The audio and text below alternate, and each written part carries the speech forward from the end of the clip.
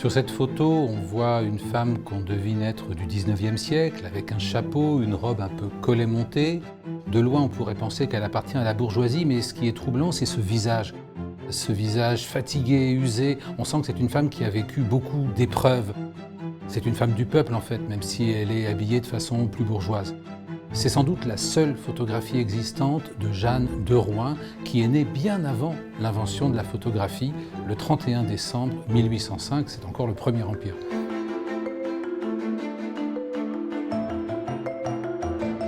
L'histoire a retenu qu'elle est la première femme à se porter candidate à une élection législative en 1849, ce qui fait scandale. Jeanne de Rouen a débuté dans la vie comme ouvrière lingère, elle vient donc d'un milieu extrêmement modeste. Sa mère, en outre, considérait que les femmes n'avaient pas à être éduquées, à lire, à écrire, elle va apprendre par elle-même.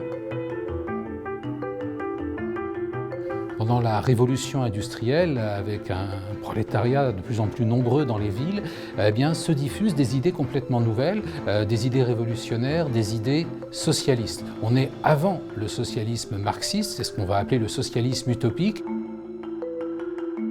Jeanne de Rouen va se passionner pour ces idées-là et elle va être une militante à la fois socialiste et féministe, les deux étant pour elle totalement liés. On ne peut prétendre émanciper le peuple si la moitié du peuple reste privée de droits.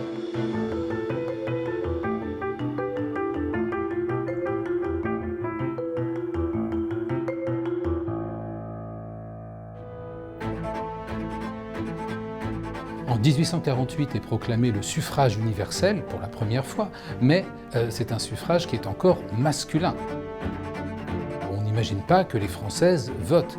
Et l'année suivante a lieu l'élection de l'Assemblée nationale législative qui succède à la constituante et Jeanne de Rouen décide de se porter candidate.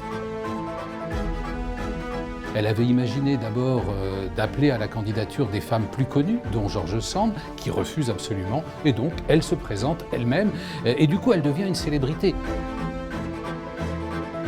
Tous les gens qui commentent la vie publique s'emparent de cette thématique.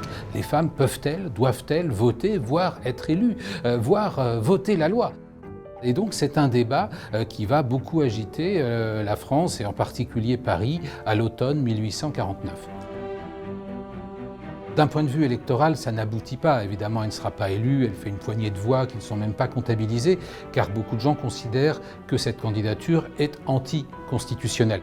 Elle est sous l'œil de la police, elle va même être emprisonnée pour ses engagements socialistes. Elle finit par quitter la France en 1852 et elle n'y reviendra plus. On va l'oublier, d'autant qu'elle meurt vraiment dans une forme de misère à Londres.